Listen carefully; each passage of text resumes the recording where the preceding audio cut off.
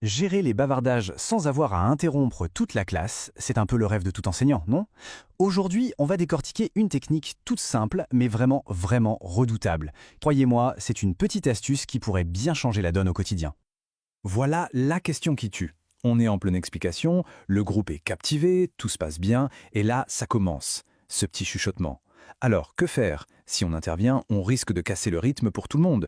Si on ne fait rien, on laisse la distraction s'installer. Eh bien, c'est ce casse-tête qu'on va résoudre ensemble. Allez, section 1, le défi du bavardage. Pour commencer, on va planter le décor. Un décor que, j'en suis sûr, beaucoup connaissent par cœur. Imaginez la scène. Le cours se déroule super bien, la tension est là, et puis, ça y est, le fameux petit murmure qui démarre dans un coin. On se dit que ce n'est presque rien, mais on sait très bien comment ça finit. Ce petit chuchotement, c'est l'étincelle qui peut mettre le feu à la concentration de tout le groupe. C'est tout l'équilibre qui est en jeu. Alors, section 2, une approche discrète. La réaction classique, on la connaît tous. On s'arrête, on lance un regard noir et hop, on casse l'ambiance. Mais, et s'il existait une autre solution? Une approche beaucoup plus fine, presque invisible, qui règle le problème sans faire de vagues. Et cette solution, la voilà, la correction non verbale. En fait, tout est dans le nom. L'idée est d'une simplicité désarmante. On va utiliser sa propre présence physique pour gérer la situation, sans dire un seul mot. C'est silencieux, c'est efficace, et le plus important, le cours lui continue comme si de rien n'était, le rythme n'est jamais cassé. On passe à la section 3, les étapes clés. Ok, c'est bien beau tout ça, mais concrètement, comment on fait? C'est ultra simple et ça se passe en 3 petits temps. Le grand secret, il est là. On n'arrête jamais de parler. Le cours continue pour tout le monde. Pendant ce temps, on se déplace, tranquillement, l'air de rien. Et puis vient le geste final, le petit coup de maître, la main posée doucement sur la table. Le message est hyper clair, mais ce n'est pas une accusation. C'est juste une façon de dire « je suis là », tout en silence. Section 4, la psychologie derrière le geste. Bon, on a vu le comment. Maintenant, la question c'est pourquoi ça marche aussi bien? Qu'est-ce qui fait qu'un geste aussi anodin est si efficace?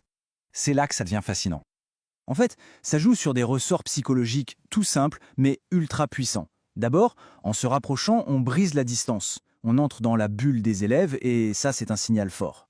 Ensuite, cette présence marquée dit clairement « je suis là, je vois ce qui se passe ». Le message est reçu 5 sur 5, sans un mot et surtout sans aucune confrontation. Cette phrase, elle résume absolument tout. L'objectif, ce n'est pas de punir, non, c'est de déclencher une prise de conscience. C'est comme un « je t'ai vu » silencieux, mais bienveillant. Et bien souvent, cette simple reconnaissance suffit à éteindre la petite étincelle avant qu'elle ne devienne un incendie. Quand on met les deux méthodes côte à côte, le contraste est saisissant. D'un côté, la méthode un peu bulldozer, on arrête tout, on crée de la tension, on perd un temps fou. De l'autre, une intervention chirurgicale, tout en fluidité, qui préserve le rythme et la bonne ambiance. Le calcul est vite fait, non? Le gain en sérénité et en temps d'apprentissage est juste énorme. Et on arrive à la dernière partie, la section 5, une leçon sans interruption. Alors, au final, qu'est-ce que ça donne, toute cette subtilité? Eh bien, on arrive pile à la situation dont tout le monde rêve. Et voilà, mission accomplie. Le bavardage s'arrête net. Le cours a continué sans la moindre secousse, et le reste de la classe est resté complètement concentré. C'est ça la petite magie d'une gestion de classe intelligente. L'objectif est atteint, et au final, c'est tout le groupe qui en profite. Finalement, cette technique de correction non verbale, ce n'est qu'un exemple d'un vrai super-pouvoir, la communication silencieuse. Et ça nous amène à nous poser une question plus large. Quels autres petits gestes, quelles autres micro-actions pourraient transformer discrètement une salle de classe?